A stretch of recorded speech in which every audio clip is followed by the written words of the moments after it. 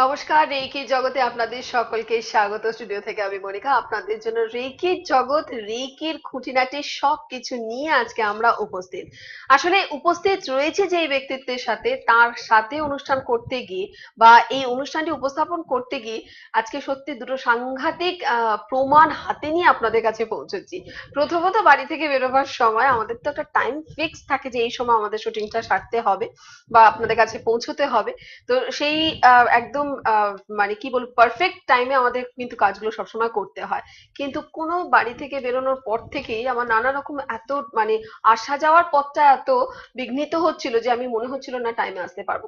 তো আমি Supriya di, yes, Supriya Lahiri, reiki grand master Supriya লাহিড়ীর সাথেই কথা বলছিলাম যে দেখো এখনো পৌঁছতে পারছি না, এই টাইমে ব্যাপার। বলো ঠিক আছে, কোনো অসুবিধে নেই, তুমি এসো আস্তে ধীরে।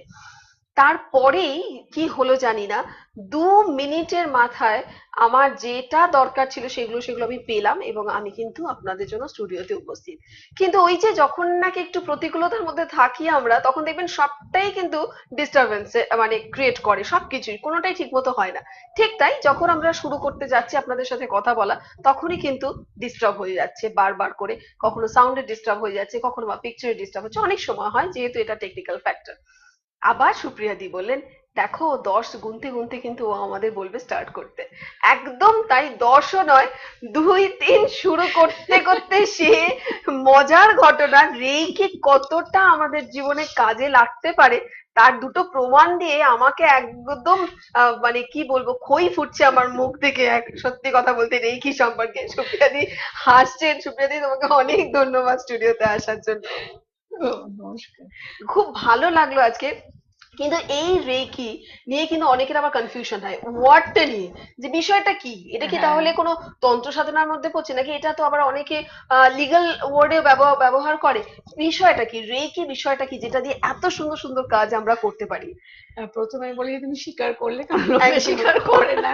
না রাতে না, রাতে তুমি স্বীকার না করলে পরে আমি তোমাকে ধরতাম। এত বড় কেন ব্যাপার বলনি? বললাম, তুমি বললে না কেন? একদম। যাই হোক, এটা একটা মজা নিয়ে বললাম। যাই হোক, এটা একটা কথা বলছি, এই যে ইদানিং ইন্দ্রাণী মুখার্জির কেসটাকে নিয়ে লোকেরা সবাই খুব শুনছেন, বইয়ে পড়ছেন, কাগজে পড়ছেন। ওখানে বলা হচ্ছে যে যেখানে খুন হয়েছিল সেই খুনের জায়গাতে রেইকি করা হয়েছিল। এই রেইকি করা হয়েছিল কথাটা শুনে আমার কিছু কিছু স্টুডেন্ট বলে, এটা কি ধরনের রেইকি যে খুন করতে গিয়েছিল সেখানে রেইকি করা হয়েছিল? এটা একটা বিরাট ভুল ধারণা।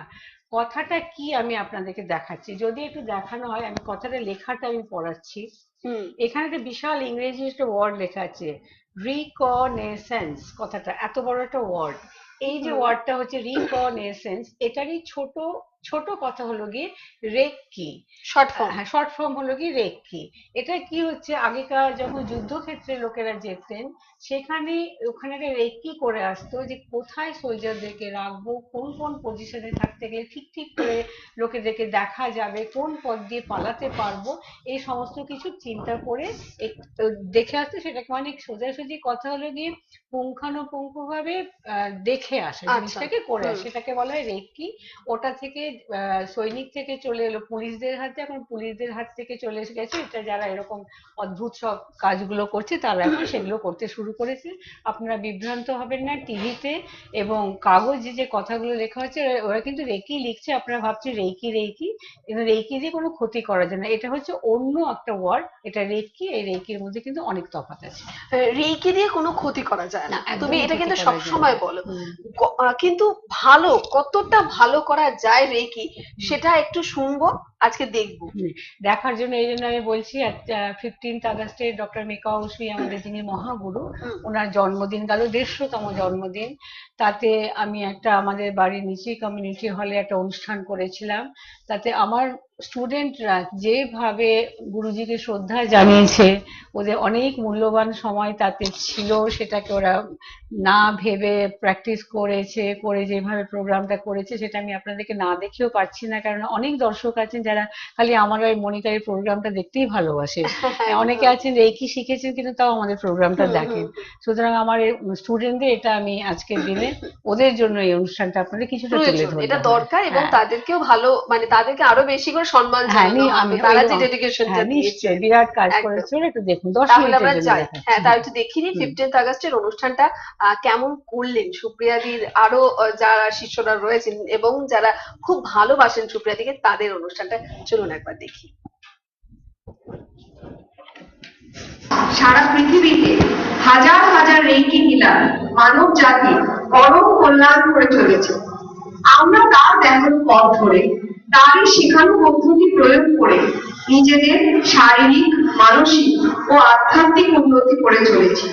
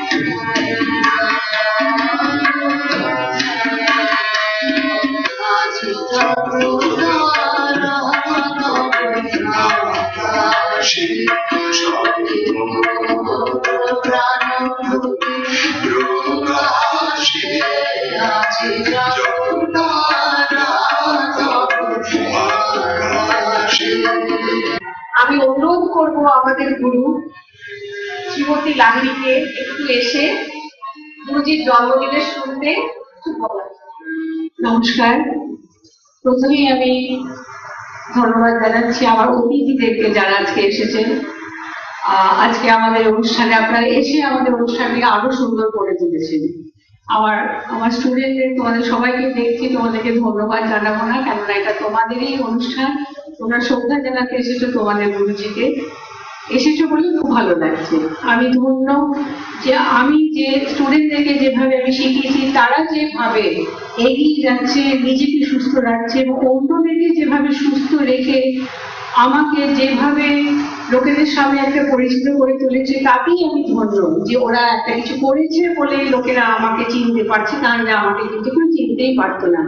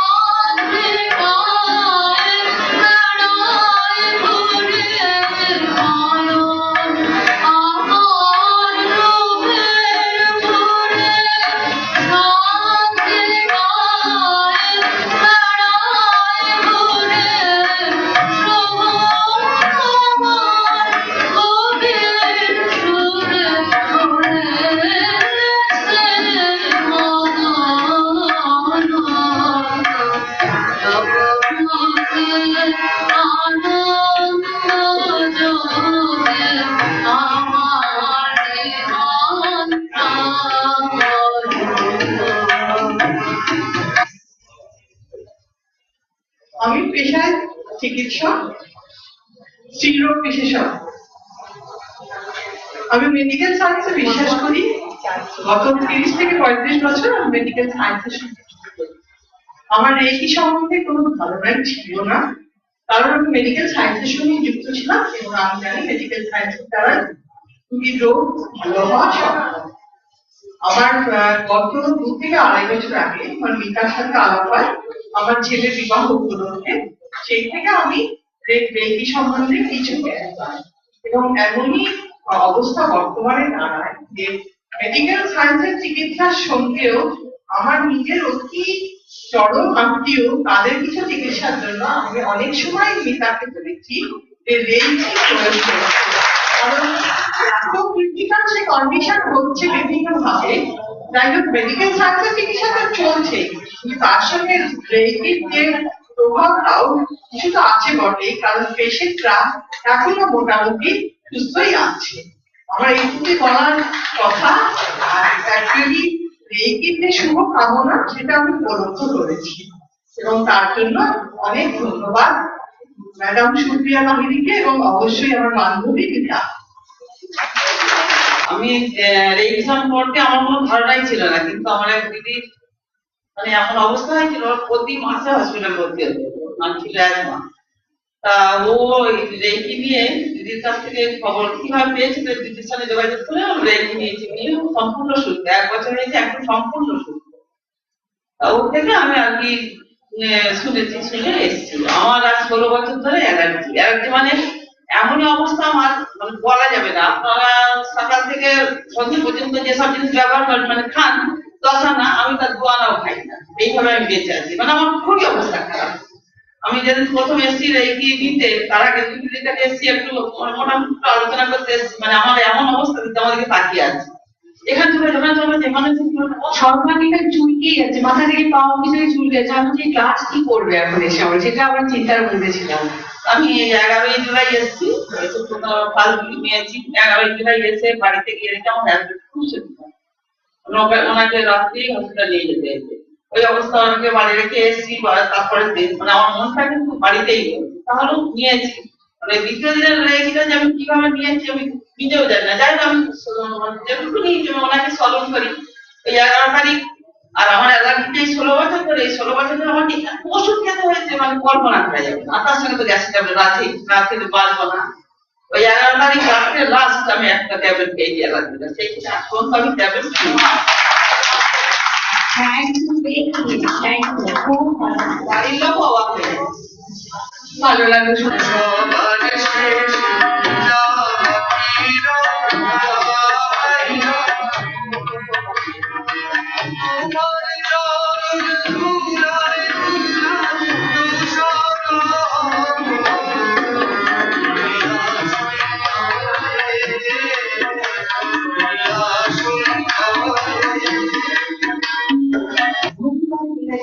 ধন্যবাদ এই পদ্ধতিকে এটাই তুমি এটা এক অদ্ভুত ব্যাপার। ভদ্রজেলার শিক্ষিতা পরিবার নিজের চিকিৎসা লিখেছেন এই হলো বিদায়ী ভট্টাচার্য।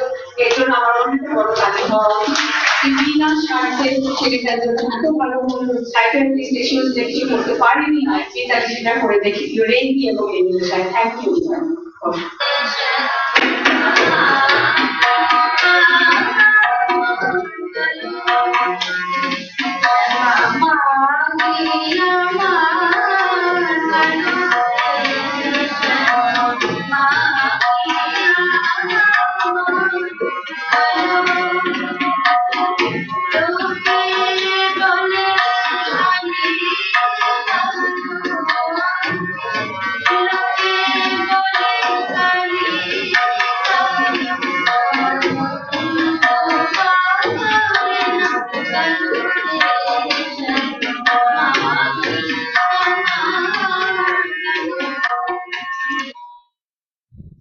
একদম খুব মন দিয়ে দেখছিলাম, কারণ এতটাই ভালো লাগা। ছিল এটার মধ্যে যে কি অসাধারণ ভাবে তারা নিজেদের কথা বলছেন, ভালোবেসে তারা তাদের সময় দিয়ে এই গানগুলো এই সময় অ্যারেঞ্জ করে তারা এই পুরো অনুষ্ঠানটিকে করেছেন। এবং অবশ্যই সুপ্রিয়াদিকে অনেক ধন্যবাদ যে তিনি রেইকিকে এতটাই সুন্দর করে তাদের কাছে পৌঁছে দিয়েছেন। এই সমস্ত অনুষ্ঠানটি আপনারা দেখতেই পেলেন, আমি চশমা পরে অনুষ্ঠানটি দেখছিলাম, যেহেতু দূরে রয়েছে আমার সামনে থেকে একটু দূরে রয়েছে টিভিটা। সেই বন্দনাদি, যিনি ডক্টর বন্দনা আর কি, বন্দনা বিশ্বাস, ডক্টর বন্দনা বিশ্বাস গাইনোকোলজিস্ট, তার কথাতে সব থেকে বেশি অবাক হলাম এবং আপনাদেরকে অনেক প্রশ্নের উত্তরও দিয়ে দিতে পারলাম। রেইকের সাথে বিজ্ঞানের কি সম্পর্ক রয়েছে? বোধহয় বিজ্ঞান অনেকটা নির্ভর করে রেইকির ওপরে। যেটা বন্দনাদি বললেন, ডক্টর বন্দনা যেটা বললেন যে আমি বিজ্ঞানের ছাত্রী হয়েও কিন্তু আমি এখন বেশ ভরসা করি রেইকির ওপরে, এটাই সব থেকে পাওয়া। অবশ্যই কার কাছ থেকে রেইকিটা পাচ্ছি সেটা বড় ব্যাপার। রেইকি গ্র্যান্ড মাস্টার সুপ্রিয়া লাহিড়ীর কাছে এইরকম মানুষও কিন্তু আসেন, আবার একদম নিম্ন স্তরের যারা রয়েছেন তারাও কিন্তু পৌঁছন, যাদের মিনিমাম ফিসটুকু দেওয়াও খুব সমস্যা হয়ে যায়, তারাও শিখে গিয়ে কিন্তু অপরকে সুস্থ করার দায়িত্ব নেন। সুপ্রিয়া, দারুণ লাগলো অনুষ্ঠানটা দেখতে দেখতে। আমার দেখাতে খুব ইচ্ছেও করলো, কেননা দর্শকরা আমাদের অনুষ্ঠান যখন দেখেন আর এত ভালোভাবে করলো। আর মানে এখানে হচ্ছে কি দুজন মানে যেভাবে ক্লাস করছি, আমি এখন তো এঞ্জেলও করি, তো দুটোরই সম্বন্ধে বলেছিল ওরা ওখানে যে দুটো দিয়ে কিভাবে হয় না হয় সেগুলো কিনে ওরা আলোচনা করছিল। আচ্ছা, এই যে তোমার এঞ্জেলের প্রসঙ্গে একটু বলি তাহলে, যে এঞ্জেল দিয়ে যারা কাজ করে বা এঞ্জেলের মাধ্যমে যারা উপকৃত হয়, তারা কি রেইকি দ্বারা একইভাবে উপকৃত হতে পারে? প্রায় কাছাকাছি। কেননা এখানে আমি একটা খালি কথা বলতে চাই যে বারবার কেন আমি রেইকির কথাটাকে টেনে নিয়ে আসি। রেইকিতে আমরা যখন বলছি যে এঞ্জেল দেবদূত, ভগবানের দূত, আমরাও কিন্তু এঞ্জেলের দূত। ভগবান রেইকি এঞ্জেলকে বলেন যে এই কাজটা করো, ওই দেবদূতরা আমাদেরকে হুকুম করে তুমি ওই কাজটা করো, দিয়ে যাও। সুতরাং আমরা রেইকিতে আমাদের হাতে যে প্রভাবটা আসে সেই প্রভাবটা দিয়েই কিন্তু আমরা অনেক ভালো কাজ করি। তবে হ্যাঁ, নিশ্চয়ই এঞ্জেল দিয়ে কাজ করতে গেলে একই হচ্ছে, তবে একটা তফাৎ এসে যাচ্ছে, আমাদের হাত সেখানে কোনো কাজে লাগছে না। যারা রেইকি শিখছে না তারা এঞ্জেলকে বলে বলে করাচ্ছে, কাজ খুব ভালো হচ্ছে। আমি একটা বলছি, আমি আসার আগেই আমাকে একটি মেয়ে ফোন করলো, ওই ঘটনাটা বলি, বলে বুঝতে পারবে কি হয়েছে।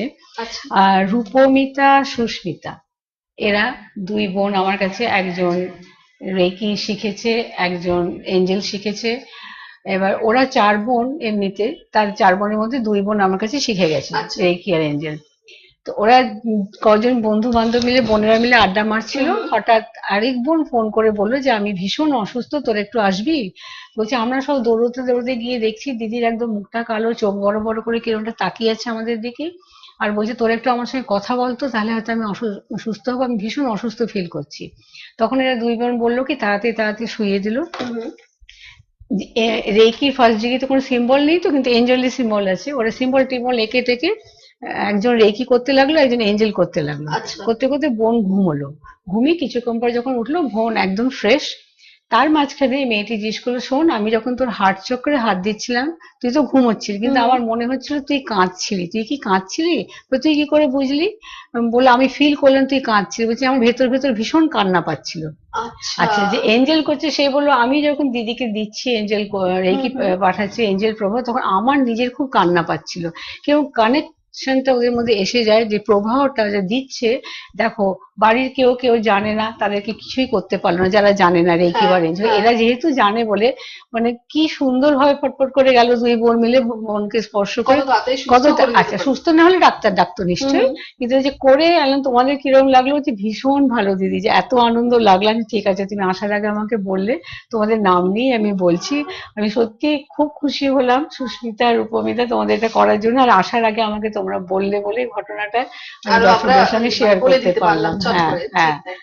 আচ্ছা সুপ্রিয়াদি, তুমি যেখানে যাদেরকে রেইকি শেখাও এবং তোমার যে মানে যে জায়গায় তুমি রেইকি শেখাও, সেটা এতটাই ঘরোয়া পরিবেশ করে রেখেছো এবং সেই কমফোর্টটা দিতে ভালোবাসো, তাতে কি আরো যারা আসেন তারা আরো বেশি করে রেইকিকে গ্রহণ করতে পারে? খুব ভালোভাবে গ্রহণ করে। কেন জানো? পরিবেশ, হ্যাঁ, পরিবেশটার মধ্যে যখন বলে না, ঢুকেই যেন মনে হয় একটা কোথাও এলাম। কারণ আমার সিটিং অ্যারেঞ্জমেন্ট এক জায়গায়, অ্যাটুনমেন্টের একটা ঘর হলো, কালকে হলো, মানে ভীষণ ভাবে রেইকি এঞ্জেলের ক্লাস হলো গোটা মাস ধরে। আমার তোমাকে যেটা বললাম, আমি যেহেতু গুরুজির জন্মদিন উপলক্ষে একটা ব্যাপার ছিল, কালকে এঞ্জেলের ক্লাস হচ্ছে, ওই ঘরে ভালো মতন এসি চালিয়েছি, ঠান্ডা আছে ঘর। হুম, ক্লাস করে যখন বেরিয়ে এলো তখন একটি মেয়ে বললো, দুজন মেয়ে বলছে আমার না ভীষণ ঘাম হচ্ছিল। তো আমাদের এঞ্জেলের মধ্যে বোঝানো হয় একজন আছেন যাকে আসতে গেলে বোঝা যায় একটা গরম অনুভূতি। আচ্ছা। আমি একটু ভাবলাম সত্যি কথা বলছে কি জানি, হয়তো আমাকে খুশি করে। তারপর ভাবলাম এরা আমাকে খুশি করবে কেন, ওরা তো উল্টো আমাকে ব্লেম করবে, কিছু তো হ্যাঁ, হলো না কিছু করে। হলো না, হ্যাঁ, ঠিক। তার মধ্যে আরেকজন বললো আমার এখানে দেখো কিরকম লাল মতন ফোস্কা পড়ে গেছে। আমি বলছি এটা আবার একটু বাড়াবাড়ি হয়ে গেল না, হুম। ফোস্কা পড়ে গেল। আমি আর কিছু বলছি না। তারপরে বললো ওরা আবার সব মন দিয়ে দেখলো, আমার সত্যি তো কিরকম হলো। আমিও দেখলাম মন দিয়ে, আমিও নতুনদের মতন দেখলাম আবার আস্তে আস্তে সেটা মিলিয়েও গেল। কি হচ্ছে না হচ্ছে মনিকা, আমি সায়েন্সের মধ্যে যাচ্ছি, আমি বুঝতে পারি না, কিন্তু একটা কিছু হচ্ছে। আচ্ছা। রেইকিতে যেরকম কনফিডেন্স লেভেল বাড়ে, ভয় চলে যায়, এঞ্জেল দিয়ে সব একই হচ্ছে। এঞ্জেল করতে করতে আমি দেখছি একটা ব্যাপার, মানে ওই রেইকি ব্যাপারটা সরে যাচ্ছে, ওটা আমার ঠিক ভালো লাগছে না। হুম, হুম। রেইকিটা করা দরকার মানুষ। এঞ্জেল খুব ভালো, যাদের হাতে সময় নেই তারা এঞ্জেল করছে, যাদের কুঁড়েমির ব্যাপার আছে, একটু দিনে শুদ্ধিকরণ করতে পারেন না, তারা সবাই এঞ্জেল করছেন। করুন, কিন্তু তারপরে কমসে কম ফার্স্ট ডিগ্রিটা শিখে নিন, তাহলে বুঝবে যে আমাদের হাতটা কিরকম এঞ্জেলের মতনই হাত হয়ে যায়। তার মানে তুমি বলছো যে এঞ্জেল করছে করুক, সেটা যেমন একটা এই যে এখন যেরকম খুব ছোট ছোট কোর্স হয়, হুম। সেরকম একটা কোর্সের মতো করুক হ্যাঁ, এঞ্জেলটাকে। ঠিক ঠিক। কিন্তু আমাদের যে বেসিক একটা এডুকেশন হয় সেটা হচ্ছে রেকি, হ্যাঁ, তাই তো? সেটা রেইকিটা বলা দরকার। যেতে পারে। তার মানে হ্যাঁ, রেকিটা আমাদের শেখাটা হচ্ছে জরুরি, এঞ্জেলটা হচ্ছে আমাদের কাছে ওই একটা শর্ট কোর্সের মতো। এবং এই জায়গাটাই কিন্তু Supriya di reiki master, reiki grand master Supriya Lahiri এটাই আমাদের বোঝাবার চেষ্টা করলেন। এটাই আমাদের জন্য সব থেকে বড় পাওয়া, যে সুপ্রিয়া দি ঠিক এই জগতে না শুধু নিজে একা প্রবেশ করে আছেন তা না, প্রত্যেককে তিনি এই জগতে আনার চেষ্টা করছেন, সুস্থ রাখার চেষ্টা করছেন মানসিক শারীরিক ভাবে। যে মানুষটি আমরা 10 ভাগ খেলে 10% খেলে তিনি 2% খেতে পারেন সারাদিনে, তিনি আজকে এতগুলো দিন একটা ওষুধ খাচ্ছে না, অ্যান্টি অ্যালার্জি কোনো ওষুধ এটা কিন্তু খাচ্ছে খুব না। অদ্ভুত লাগলো শুনে, আমি নিজেও সাংঘাতিক খুব ব্যাপার। অবাক হলাম। ও সত্যি, আবার এখন বললো দিদি যতগুলো ডিগ্রি আছে, ওর ছেলে হুম, আমেরিকাতে হুম, হুম। থাকে, ওর ছেলে খুব অবাক হয়ে বললো যে মা তুমি কিন্তু সবগুলো করে নাও। হ্যাঁ, ও খুব শখ এখন, সব এই শিখবে ওই শিখবে, আচ্ছা। নিজে উন্নতিটা তো বুঝতে পেরেছে, একদম এটা একদম, এবং বিরাট পেয়েছে ব্যাপার। বলেই কিন্তু হ্যাঁ, আরো সেটাতে হ্যাঁ। ও মানে নিজেকে মানে আরো ও, বেশি ওর চাইছে দিদির করতে। এত অ্যাজমার ব্যাপার ছিল যে মানে কিছুক্ষণ অন্তর হতো ইনহেলার এনারা নিতে হতো, নিতে। এবং এত যখন হতো ওকে ইঞ্জেকশন দিতে হতো, পরে হসপিটালাইজ করতে হতো। হুম, হুম। ওর দিদি 1 বছরের মধ্যে সম্পূর্ণ সুস্থ হয়ে গেছে দেখেও কিন্তু শিখতে এলো। এরও হলো কাজ, এরও অ্যালার্জির জন্য সমস্ত ওষুধ বন্ধ করে দিল। এটা ভাবা যায়। হচ্ছে কি করে হচ্ছে আপনারা জিজ্ঞেস করবেন না, কিন্তু হচ্ছে, চোখের সামনে দেখছি। আর খুব ভালো লাগছে যে আপনারা অনেকে ক্লাস করতে আসছেন আমার কাছে, কেননা ক্লাসে হয়তো অ্যাটেনমেন্ট হচ্ছে, পাওয়ার আসছে, কিন্তু ঠিক মতো বোঝানো হচ্ছে না বলে যে ওরা ঠিক জিনিসটাকে এগিয়ে হুম, হুম। আনতে পারছে না। এঞ্জেলও, আমি কলকাতায় এমন কোনো এঞ্জেল মাস্টার নেই যাদের স্টুডেন্ট কিন্তু আমি পাইনি, নেই। প্রত্যেকের বই আমি দেখছি কিরকম ধরনের হচ্ছে, সবকিছুই দেখছি, কিন্তু ওরা আবার পয়সা খরচ করে শিখতে আসছে আমার কাছে, নিশ্চয়ই কিছু পাচ্ছে বলেই আসছে। আসলে ভালো গুরুর খোঁজ বোধহয় আমাদের প্রত্যেকেরই থাকে, হয়তো সময়ের জন্য বা হয়তো তখন সুপ্রিয়াদির সাথে তাদের দেখা হয়নি তাই ক্লাস করতে পারিনি। এখন সুপ্রিয়াদিকে দেখি তারা কিন্তু ক্লাস করাকালীনও মানে তাদের ডিগ্রি নেওয়ার পরেও আবার সুপ্রিয়াদির কাছে এসে ক্লাস করছেন। এটাই কিন্তু রেকি গ্র্যান্ড মাস্টার সুপ্রিয়া লাহিড়ীর পড়াশোনা, অভিজ্ঞতা, যেটাই বলুন না কেন, অবশ্যই তার সাথে মানবিকতা, সব নিয়েই কিন্তু সুপ্রিয়াদি আজকে এই জায়গায় রয়েছেন। রেকির জগৎ আপনাদের কাছে পৌঁছে দিচ্ছে ভালো রাখার এক রহস্যের চাবিকাঠি। আজকের মতো এখানে ইতি টানতে হবে, সময় তাই বলছে। সুপ্রিয়াদিকে নিয়ে আমি আবারও ফিরে আসবো ঠিক এই সময় আপনাদের জন্য সৃষ্টি চ্যানেলে। ততক্ষণের জন্য সবাই খুব ভালো থাকুন, সকলকে ভালো রাখুন। নমস্কার।